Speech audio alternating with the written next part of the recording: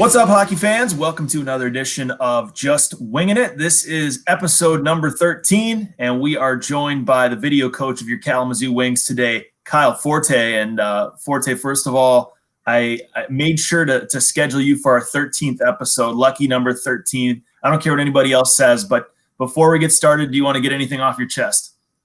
I don't know if I'm really appreciative of the order that I made it, where I'm a little late, but just happy to be on with you, PJ, spending time. That's about it. Yeah, I apologize. I did not plan on scheduling your roommate and our equipment manager, Mitch McLeod, 9 episodes before you. That was not fair. So I do apologize for that one, because that wasn't an intentional slight on your behalf. I will say, you're the first video coach in our team's history. And I think for a lot of people, they're like, okay, well, what's that mean? Can you, in a nutshell version, describe what a video coach does at this level? I think it definitely really depends on the organization, and every spot's different. I'm pretty fortunate to work with a really good group of guys. I mean, as you know, John, that our whole group's extremely tight. So, and it is minor league hockey. So we get to touch a lot of different things. So my role's pretty broad, is what I would say. What a video coach is, and kind of what my day-to-day is I'm a bit of been described as a bit of a jack of all trades, master of none. I help out cutting down pre-game scouting video to create a game plan for who we're about to play. Some of it's individual player video for our own players for skill development purposes. And then I'm also on the ice, and at times I also help Mitch McLeod, our equipment manager. So I kind of do it all, to say the least. It's funny you say that, because I literally had jack of all trades written down on my sheet of paper for the next question I was going to ask you. Because that is something that I don't think a lot of people realize when you came in. It wasn't just breaking down video during games. I mean, it is the day-to-day video work that you guys do, going on the ice and helping with practices, helping with positional drills for players after practice. You're usually the last one on the ice, helping out Mitch McLeod, as you said. Do you want to try broadcasting next? Because I've got a spot up there. You know what? I'm open to anything. I'd love to sit up. Your view is a little better than mine. Sitting back in the office and watching the game on a big screen, I'd way rather sit up top and be able to clip the game. But I don't. Do you have a favorite part of your job, or is it nice just keeping it open and having a variety of things to do and changing it up a bit? I really enjoyed this summer being able to be involved in the recruiting side. So being able to help use the video side to watch players that we're looking to bring into Kalamazoo. But other than that, I mean, I really enjoyed having a first year here and being able to kind of touch everything and experience everything. It was awesome. So I like being on the ice. That doesn't hurt. Well, yeah, and we'll get to that, because I do have some questions about that. But Booter said last week on episode 12 that you've been working on your golf game, and he said you've been getting pretty good. He said you got a heavy swing. How's that going for you? How's the golf game coming along? Well, if he said I had a heavy swing, he's a liar, because I'm in the club like I'm an 80-year-old man. I actually just went and got fitted and got new clubs, and I found out that I should be in regular flex shafts for my golf clubs. So mind you, I'm a 5'10" man. Nick Bootland's a 7'6" giant. So he swings the club very, very fast. But getting the new clubs has been awesome. I've hit the ball way more consistently. And pretty soon I'll be nipping at Booter's heels, out driving them, would be my assumption. So good luck with that. I thought I was going to give him a run for his money, and I came up short. So we might have to get a Hockey Ops outing before the summer's over, or a couple of them. I'm going to hold you to that. Good. When did you decide you wanted to go into coaching? I mean, at what point did that light bulb click? Wow. I was 20 years old. Or 19 years old, really, is when I stopped playing and transitioned pretty much right away into coaching. I coached junior hockey back in Cincinnati, Ohio, and I did that for quite some time, and I kind of fell into it. I originally actually thought I was going to do skills camps. I really thought that's what I was going to do just from the development side. I already kind of ran my own skills camp stuff in the summers to make money. And I loved it. And then I got asked to hop on a bench of a junior team at the ripe age of 19 and a half, 20 years old, and took the opportunity, and I fell in love, and I've never looked back. That junior team after the Cincinnati gig was the Janesville Jets, correct? Or is that along the way in the process? Because that was a pretty high level of junior hockey in North America. It's tier 2. I personally came from that level on the broadcast side. What was that experience like? Janesville was awesome. The North American League was awesome, and that was kind of my next step. So I went from something called the NA3HL, which is the little sister or little brother, if you will, to the North American League. And then I actually, the guy that hired me was my coach in junior, believe it or not, Joe Dibble. So he gave me the opportunity to move to Janesville. And yeah, that was my next step. It was between that or going over to Europe to coach. So, and ultimately he tricked me into staying in America and had one heck of a time. And that's actually where we first crossed paths, if you remember correctly. That is, yeah. My first trip to Janesville, Wisconsin, ever was playing you guys. Do you prefer the on the bench side of coaching at some point, getting back to that again, or do you like the behind the scenes aspect that you're kind of doing now? Because obviously Coach Bootland and Coach Martin are on the bench during games, and with your role and kind of cutting film on the fly so you guys can talk about it in the intermission, you know, you're behind the scenes, you're back in the coach's office. What I'll say is that's eventually the goal, but I've really just enjoyed kind of learning with those guys, right? And being with those guys and being a part of that behind the scenes. I think it's added another layer of hockey to myself, right? Just added a different perspective that I didn't necessarily have coming in the door, where I'd never really been behind the scenes. I'd always been on the bench. So being in a first-time role, being behind the scenes, I think it's been awesome to be able to sit back and see other people's perspectives and grow on their perspectives. But the goal would be to get back there, but I'm very happy with what I'm doing, is what I'll say. You guys have spent a lot of time this summer cutting video. The couple times we've had Nick on the show, and when we had Joel Martin on the show, they were talking about breaking down every single goal we allowed last year, which everybody has come together and admitted, you know, we allowed too many goals, right? And that was one thing that we wanted to correct and figure out where those came from. And then he said, you guys were going to move on to the next team in our division and the next team and the next team, and even work into some AHL teams and NHL teams. That seems like, and for those of us who couldn't do it, like myself, seems like a lot of work. What was that process like to go through as a group, you three coaches, and what were you able to conclude? I think it was originally not going to be as in-depth as we ended up diving in, is what I'll say. It was just going to be our team and maybe one or two others. And I know Nick had a special project that he got to do for Vancouver, which extended some of that as well.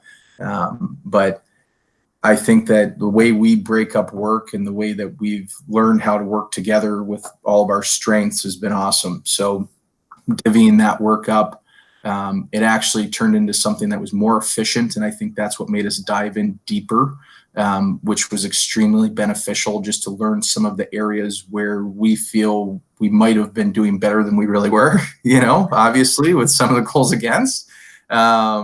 And it really also did the opposite. It reaffirmed some areas where we're like, wow, we're doing really well here. So good job. And let's continue to do that. So, but I definitely think that it was such an interesting process to see how we play against other teams and what does have success, or how we were having success against other teams as well. Like I know one statistic, we only allowed 3 goals against when the other team was forechecking us, which is an outstanding number over the course of the season, where when we were having on the other side, we created 22 forechecking goals. So, I mean, obviously we're a pretty hard-nosed team that likes to get after the puck, and we like to come at other teams, and we're doing a pretty good job at that. So, yeah, it's refreshing to find out those little nuggets that, you know, that, as you said, reaffirms what we were doing well last year too, aside from just finding out the things that you need to correct, because that probably helps with the process.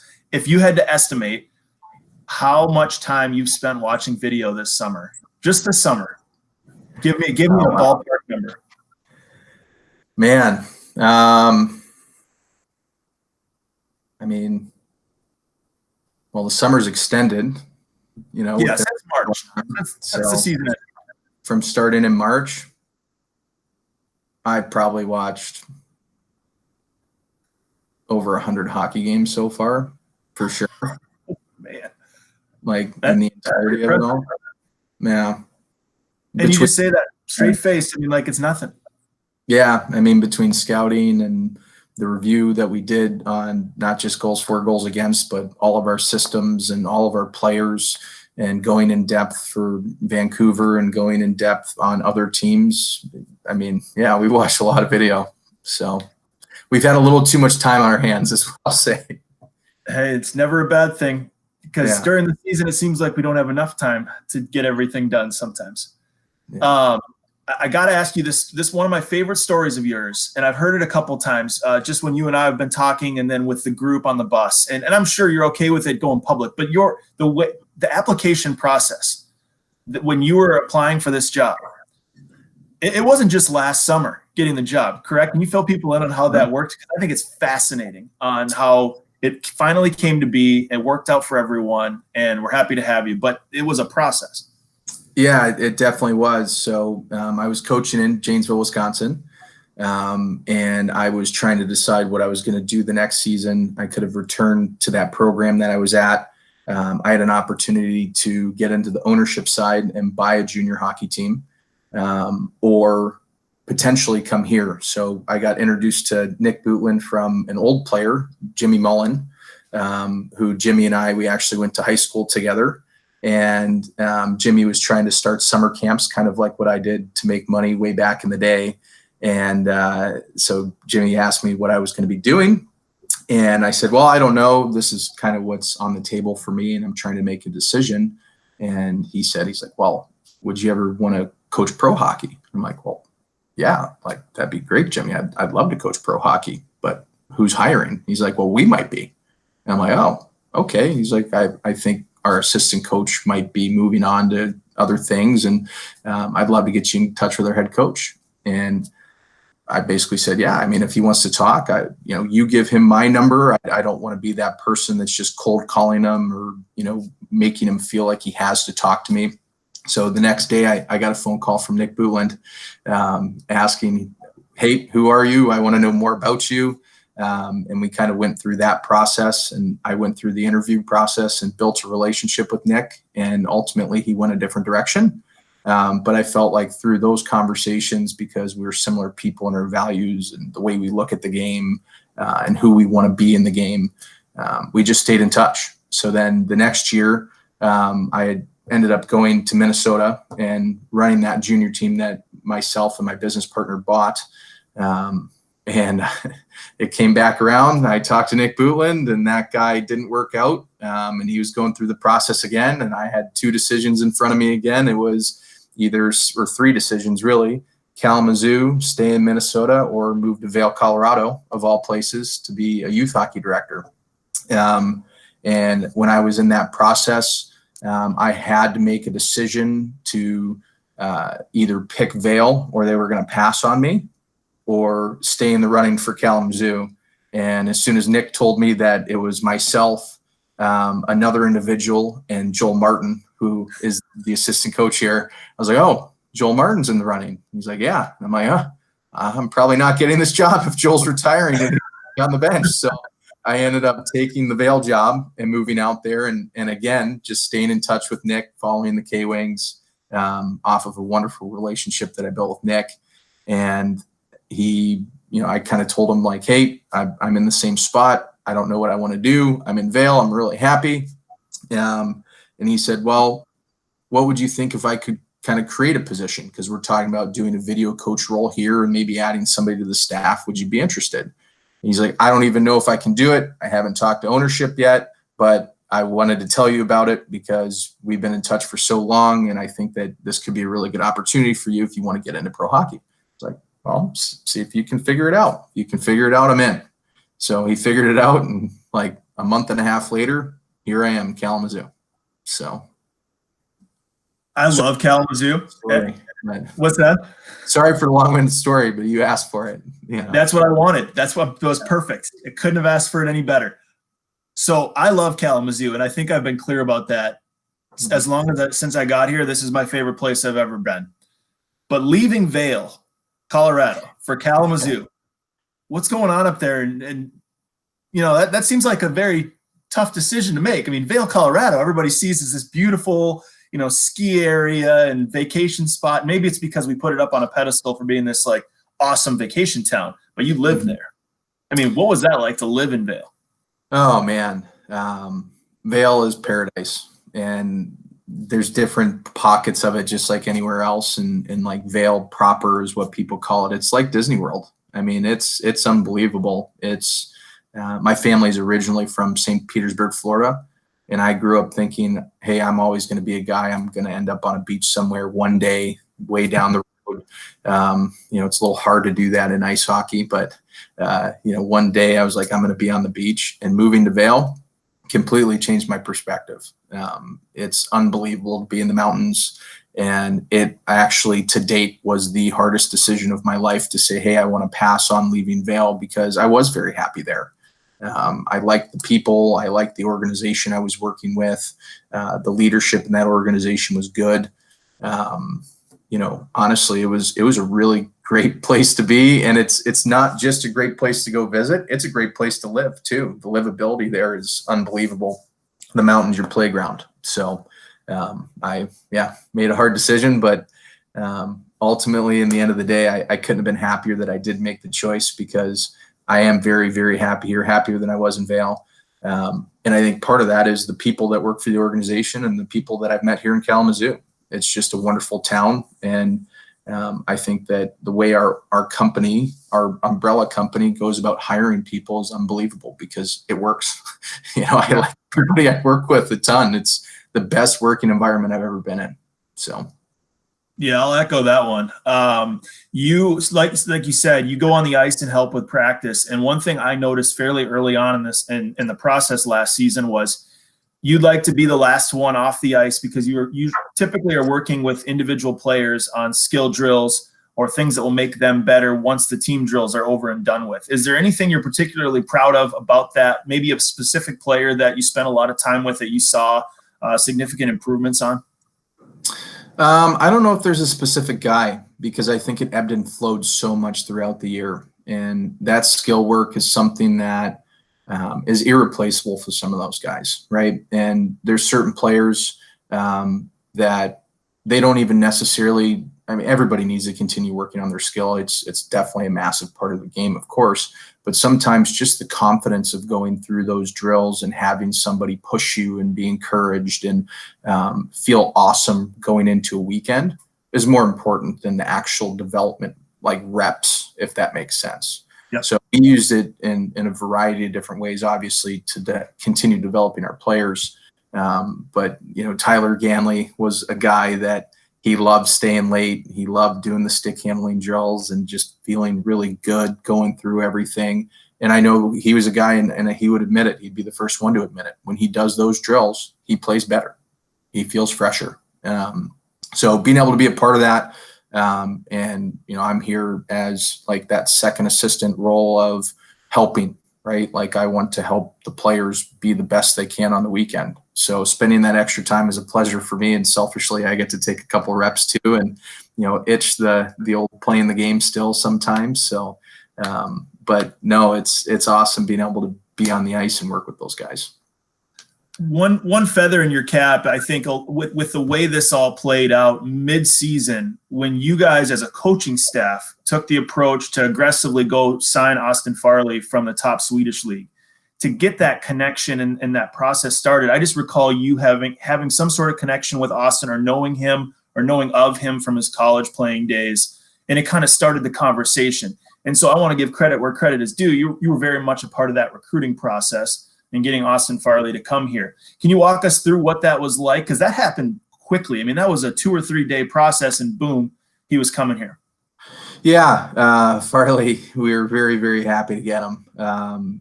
He was coming back from Sweden. We saw it online that the transaction was going through. And I remembered actually a friend of mine talking about him who trains with him in the summer in Chicago.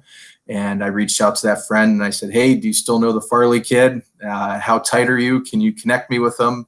And I probably shouldn't say this, but I'll say it. I ended up talking to Farley on the day of a game in Allen, Texas, standing in the hallway about 45 minutes before our game was going to start. And I talked to him probably for 35 minutes and really had a long conversation about where he was at and what the next steps were for him. And he was just so appreciative of somebody taking the time and caring about him, and sharing more about the organization than just, hey, we want you to play here.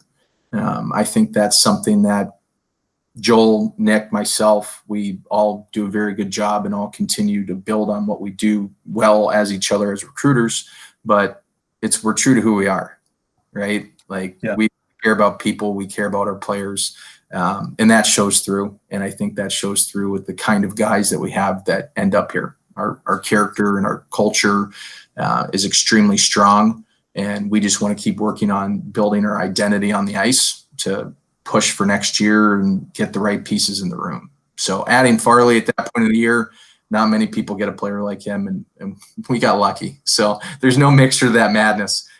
I had an old college buddy that just still plays hockey and trains with him. And he was lucky enough to take my phone call, or I was lucky. That's why it's important to have those connections, though. I mean, that's where the networking piece to being a coach and to being in this business really can go a long way. And I'm sure Joel and Nick would echo that. The connections they've made throughout their career have helped land some great players to come to Kalamazoo. Speaking of recruiting, real quick, I know you're very meticulous about the way you track amateur players that are ready to turn pro. So college players that may or may not want to turn pro after their season or next season, and then junior players that are in their final year of eligibility. And you have a list. That's not just a list on a sheet of notebook paper. This thing is impressive. Can you walk us through how you approach the recruiting trail? Recruiting's hard work. I don't think that it's something that there's any special mixture to it. You just have to be very willing to work. And it goes back to the same question of video, right? How much video have you watched this summer?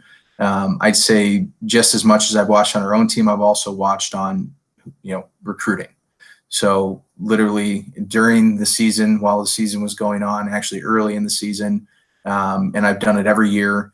And junior was a little different when I was recruiting in junior hockey, but here we're just looking at college seniors between the US and Canada and then major junior players. And my focus was primarily on the college side because that's more of the route that I took, where Nick was in the OHL and Marty was in the WHL. So we kind of all came from our respected leagues, if you will. So I focused on college because that was where my deepest connections are from coming through the game in America. And I actually pulled every single senior from every single Division I and Division III school in the nation, which is a pretty long list. And I took notes on all of them and have all of their player profiles and have notes from all the video I watched on every player in the nation. So there's very few guys I haven't watched that were seniors from last year. I don't know if everybody else does that or if I'm on an island and I just watch too much video because I enjoy it. And I miss the game of hockey through this whole stay-at-home stuff and social distancing. But yeah, it's a fun process. I really do enjoy it. It's something that I've taken pride in everywhere I've been. So I got to shift gears for a second because your roommate is Mitch, and we brought him up earlier in the show. I got to ask, what is that like, being Mitch McLeod's roommate? I mean, it's got to be entertaining at all times. It is. Every day's a treat. I love living with Mitch. He's a guy that sometimes he can be a little grouchy in the morning, but after he gets a coffee or a tea in him, he's just a ball of fun. It's so much fun living with him, and he's such a laid-back guy. I'll kind of leave it at that. I just, he's also a guy that me and him see so much of each other at home. We see so much of each other at work, and then we're roommates on the road. So we built a pretty special relationship pretty quick, kind of trial by fire from day one for sure. Is he teaching you the banjo too then, since that's his new hobby this summer? No, I have not learned the banjo. And what I will say, I'll give props where props are due. Like where he's come along from day one to where he is now with the banjo is impressive. Because for the first month and change, I heard the same tune over and over and over again, and it wasn't good. Like it wasn't. Yeah. But where he is now, it's impressive. So he knows 2 songs now. Good. That's good. So that's better than one little One riff. chord. Yeah, for sure.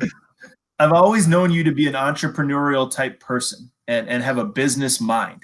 And not only because you have some businesses that you've been involved in and that you're very much in a leadership role in, but it just seems like that's a passion of yours. Where does that come from?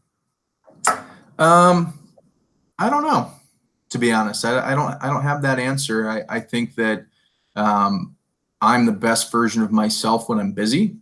I think when I'm busy, and I think that's part of the reason why I love pro hockey more than junior hockey as well, is what I call the go-go atmosphere, where you're just always on the go. I don't know. I started my own business when I was 18, really 17 was when I really officially filed for a business. But I started doing training sessions with kids when I was like 15 years old. So it started young. I kind of fell into it. I really think that the influence to continue doing it was being surrounded by very good people in my life. There's a man back in Ohio that really showed me the way and got me into working with charities and owning my own charity at one point. That, you know, he influenced me to do some pretty cool things, and I've just continued meeting people that have continued to encourage me to do those things. So I think it's kind of the same thing in life: the right place, the right time, the right people. Lucky, you know. So. And you've given me some very valid pointers about real estate too. I mean, you're kind of like you've got your hand in a bunch of different cookie jars, and like I feel like real estate's another future career if you wanted to go down that path. Real estate's just kind of a hobby for me, and it's part of something I want to get deeper into. I definitely don't understand it as much as I should before I put money into it. I own my own house back in Ohio, and I should have never sold it because that's where our conversation started from, an investment standpoint for real estate. And I'm looking to do something in Kalamazoo. So if you know any good realtors, I'm starting that process of looking around here for maybe a good investment property or something. So we can probably get you in touch with somebody between all the connections Nick has and Joel has and some people in the front office have. I'm sure we can help you out. I got to ask, we traveled to Cincinnati like 40 times last year. Or felt like that.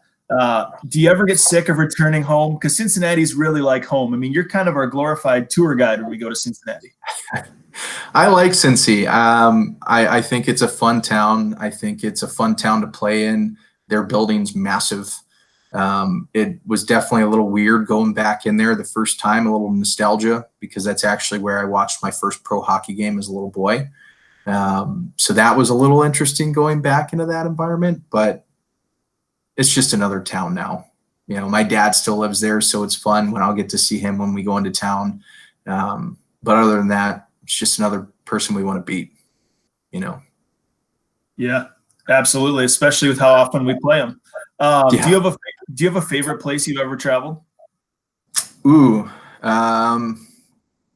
in the U.S. or anywhere? Anywhere. Yeah, anywhere. I would say Marseille, France.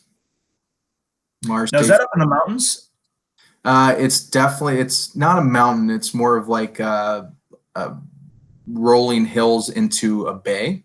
So it's on the coast of France, and it's actually kind of a nerdy story. My parents' favorite movie when I was growing up was The Count of Monte Cristo, and it was based in Marseille, France. So the Chateau d'If, if anybody's watched that movie before, is a prison that is off the coast of Marseille. And ever since I was a little boy, I was fascinated by it. I wanted to go to the Chateau d'If. And I took the opportunity to go over there, and I stayed with a French couple in an Airbnb, and it was amazing. We had dinner every night with and this couple that I didn't know what an Airbnb was at the time. I had no clue. I actually, when I showed up, we were picked up by this couple and driven to their apartment, is really what it was, a 2-bedroom, 2-bath apartment. And I remember walking in the door and they're like, hey, you're here down the hall and we're right there. And the look on my face must have been priceless because I was just starstruck. I had no clue what I was walking into, but I'm so glad that it did turn out that way because they gave us great advice of where to go, where to eat, what the locals do. And they gave us some really nice wine to drink at night too, which didn't suck. So. You have such a positive look on things that I don't know if I've ever even told you that this is my first impression of you. And to this day, my impression of you is you kind of are a simple guy that just appreciates everything about life. I mean, there are people that are complainers, and to me, you're completely the opposite. And it kind of transitions into my next point or question, if you will, is that Taj Mahal of floor mats that you bring on the bus with you, that this thing is the most luxurious mat. Because as a rookie and not enough bunks to fit everybody, you're the one that kind of drew the short straw to sleep on the floor. Never complained once. You're perfectly fine with it. And your floor mat is 6 inches thick off the ground. I mean, that thing is the Taj Mahal of camping. I got to say, I appreciate that about you, is you're a guy that never complains. Well, thank you. And yeah, being on the floor, I was definitely not going to sleep on the hard floor. So complaining about it, you fix it, right? So Amazon's a beautiful thing, 2-day shipping. I'm a Prime member, and we get this mattress that I think there were some trips that some of you guys looked at me snoring away on the floor. You were probably a little jealous. So, I was. that thing's awesome. It's where the nickname Kyle Forte came from. Yeah. You might be the only one that still calls me that.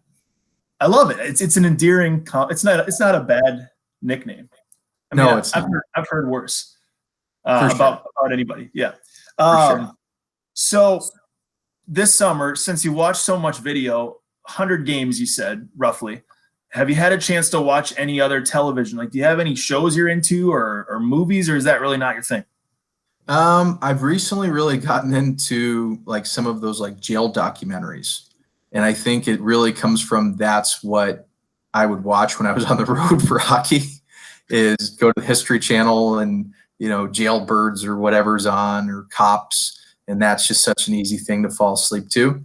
And that's actually what I just started watching on Netflix, was Jailbirds. And it's fascinating, just absolutely fascinating. So I have to check that one out. How they allow people to go into the prisons like that. It's shocking to me. Shocking to me. Yeah, that would be really cool. I think touring places like Alcatraz or prisons that now people can just go visit, I think would be really cool to do. I've always been a history buff when it comes to stuff like that. And so that would be, I'm a documentary guy too. So I might take your advice and watch some of those shows, especially since I'm running out of stuff to watch during the 14 weeks or 15 weeks we've been in quarantine at this point. You're a healthy lifestyle guy too. So not only is that when we go on the road and everybody's getting a steak dinner and, Chipotle for lunch or whatever, you're a guy who traditionally sticks to your guns and you go salad or something healthy. And usually you get a hard time for it. Usually we tell you you're eating rabbit food and you just let it go in one ear, out the other.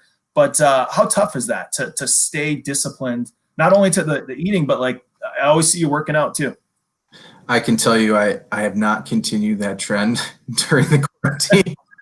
The quarantine has been really rough for my nutritious part of my life. And I actually just recently, I'm back on track. I mean, I say back on track, it's only been a week. But honestly, when you feel better and you sleep better and you feel better weight-wise and all of that, I never feel bad. You guys can give me 10 tons of crap. I don't care. I want to be able to sleep well and feel good being on the road. So, and it's something that I wish I didn't fall off the wagon, so to speak, in quarantine, but I'm going to hit it pretty hard and I'll be back in season shape before you know it, PJ. Don't worry. Can't wait. I'm going to need a personal trainer because I'm starting that trend too. I finally had enough. and I got into the P90X. Have you heard of that? Yes, that stuff's intense. Yeah, I'm week 2, and it's going to be a long 13 weeks. I can tell you that much.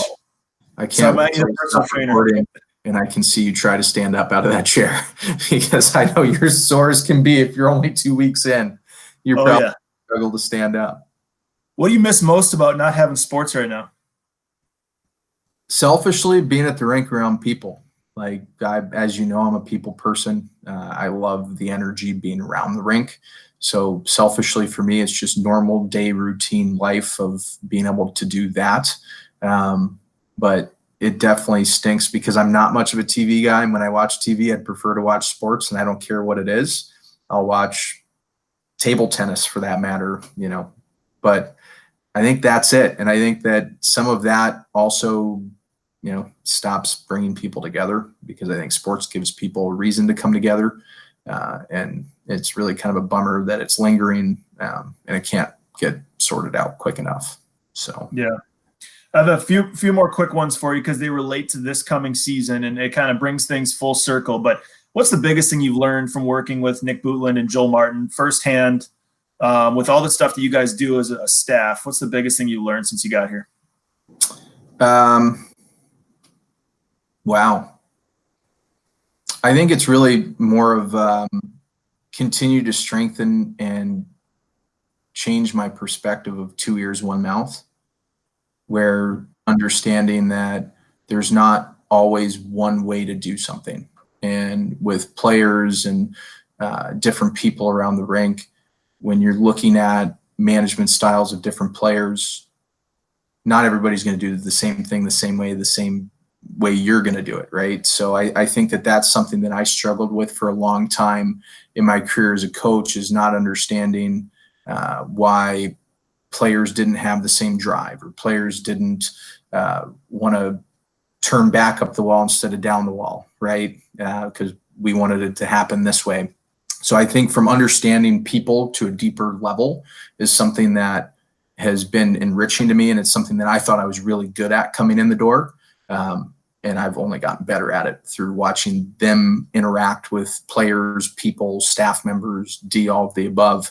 It's something that's just continued to make me better, which I like.